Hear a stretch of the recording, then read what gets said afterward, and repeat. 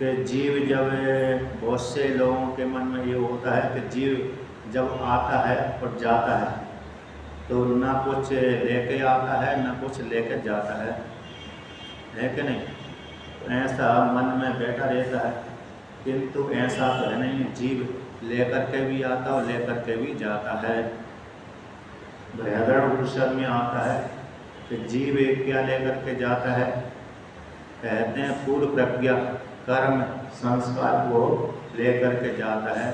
माया से युक्त है वो, तो इस प्रकार से लेकर के जाता है और आता भी है। पूर्व प्रज्ञा को लेकर के आता है, कर्म को लेकर के आता है, तो यहाँ पर भोग होता है। आपने एक श्लोक सुना होगा, धनानि भूमौ पश्वस्य गोष्ठे नारी गृह द्वाराणि सुतः श्मशाने देहश्चितायां परलोक मार्गे धर्मान वो गच्छति जीव एका। जीव ने जो धन आदि कमाया है तो कहाँ रह जाता है? पहले तो धन गड़ा कर रखते थे, अभी तो बैंक में रखते हैं और घरों में रखते, गड़ा कर नहीं रखते। हो सकता है मर गए तो कौन किसको बताएंगे। पहले तो चोरों का डर रहता था और व्यक्ति, अभी को तो कागज वाले रुपया हैं, पहले के कागज वाले रुपया तो थे नहीं, सोना चांदी ही धन था। तो सोना चांदी अब कहाँ रखें, कहीं चोर चोरी करके न ले जाए, इसलिए आंगन में, बीच आंगन में ही गड़ा देते थे। कहाँ गड़ा दिया? बीच आंगन में, अथवा वृक्ष के नीचे गड़ा दिया, अथवा दीवार में गड़ा दिया, जहाँ पर व्यक्ति प्रतिदिन जाता रहता है, निकलता रहता है उसके ऊपर से, लेकिन दूर से उसका नहीं होता है। आपने कभी मेरे भागवत पुराण, अन्न पुराणों में आता है, जिनका अर्थ है ये आदि मतलब है वंशी सहस्रार्जुन है ना, तो सहस्रार्जुन के जो पुत्रों ने भृगुवंशी ब्राह्मणों से इसी प्रकार से धन निकाला था उनका। इसी पुराण की घटना है।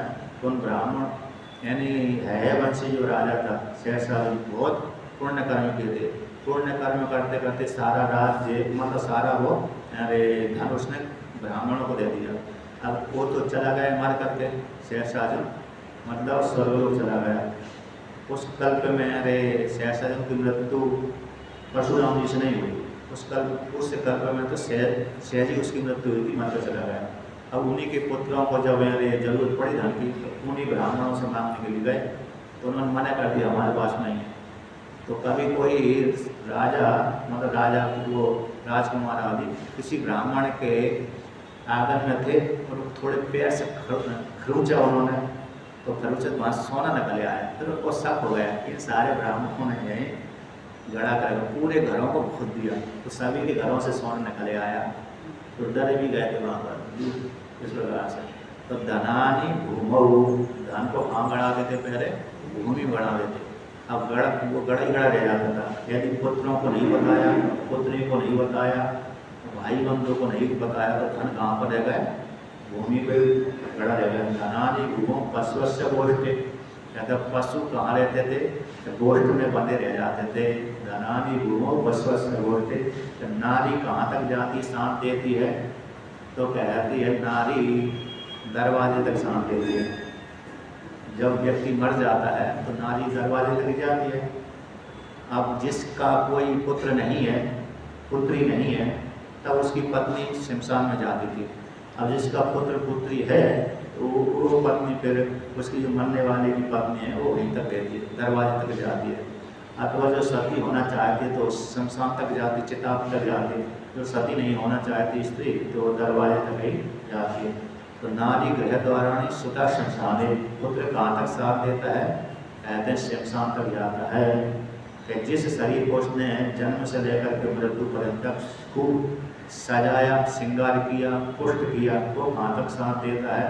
कहते चिता तक गए। तो देहश्चितायां परलोक मार्ग, परलोक मार्ग में कौन जाता है? धर्मान वो गच्छति जीव एका, उस जीव के साथ मात्र धर्म है। तो धर्म मतलब हो गया पाप पुण्य, तो परलोक के लिए उसके साथ पाप पुण्य रूप में नहीं साथ जाते। तो पाप और पुण्य कर्म को लेकर के आता है और पाप और पुण्य कर्म को लेकर के वो जाता है। तो इस प्रकार से तो जीव पुण्य कर्मों के द्वारा ऊपर के लोगों में जाते हैं, पुण्य कर्मों के द्वारा